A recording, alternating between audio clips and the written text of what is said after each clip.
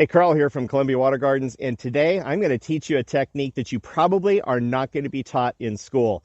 What this is advanced seaming techniques for, believe it or not, underlayment.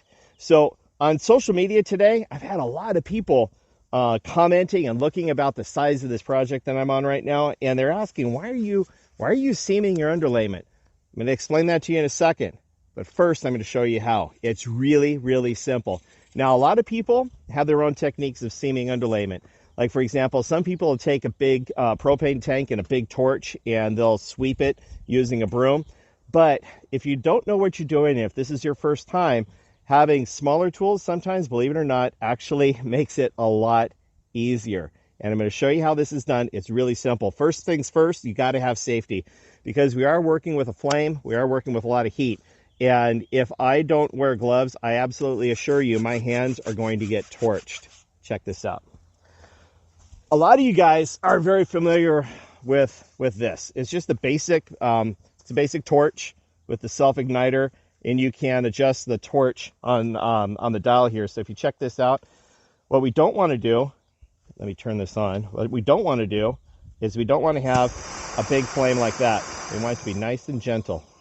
See, gentle, good, that's bad, okay?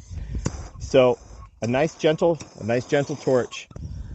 Now, all of this has already been seamed kind of up to this point. Let's see if we can find a spot here, like right here. And I'm just gonna show you really how simple this is.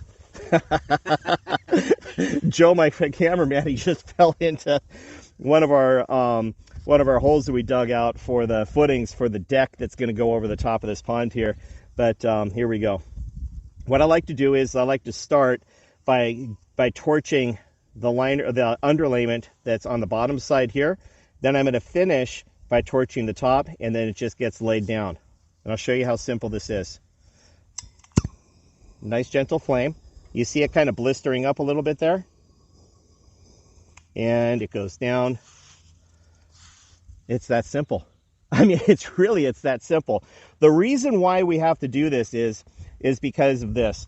On smaller projects, when we throw underlayment down before we put down the underlayment, which is an absolute necessity, on smaller jobs, what we'll do is we'll just pull the underlayment, throw it down, take a garden hose, wet it so it's kind of clingy, it has some weight to it. This afternoon over here where we're working, it's really windy. But what about in a big project like this one that I'm on?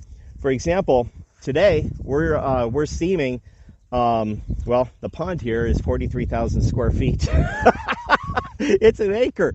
And so we've got a tremendous amount of seaming to do, as you can see. And so the idea behind it is that on a windy day, the wind's not going to pick it up. It's not going to blow it, right?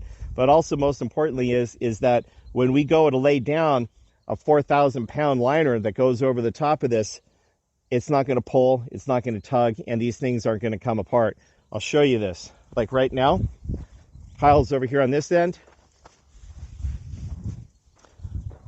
And now that seam has been done, look at that. And then we can go and roll out our next piece. It's really simple. But then the next problem is how do you edge something that's this big? And I'm going to show you. If you look over here, I've got my mini excavator up over here. And what the mini excavator is doing is he's digging a trench all the way around the entire length of the pond, all the way around it. And what's going to happen is this. Come on over here, I'll show you. Watch out for these orange marks here, Joe. I marked them. I know, he's the one that marked them. So what's going to happen is after we're done seaming it together and after the liner goes down, the liner and the underlayment that goes on top of the liner now goes inside this trench, and the trench gets covered. All of this perimeter of the pond, everything is going to be covered over with either sod with a natural beach. It's either going to be covered over with sod with a natural beach, or it's going to be covered over with gravel. Like, for example, in the area that I'm in right now, there's going to be a waterfall coming down here, and there's going to be a road that's going to come across here, and a bridge, and water's flowing underneath that bridge as it goes out into the lake. Well, that's really all there is to it. This is my quick tip of the day. If you're a contractor, if you're a pond guy, or even if you're a do-it-yourselfer at home, and you want to know how to do this for bigger projects, this is exactly how it's done. It's the easiest method there is. You almost can't go wrong with it. following these simple tools. I'm Carl with Columbia Water Gardens, and I'm here to remind you two things. One, on bigger projects, don't do it if you don't know what you're doing. Big projects like this is college level stuff. This is not entry level stuff. Hire a professional. But when you've got smaller jobs and you still think you might need to seam pieces together, it's a valuable tool. And the second thing is, oh man, love your job. Happy ponding.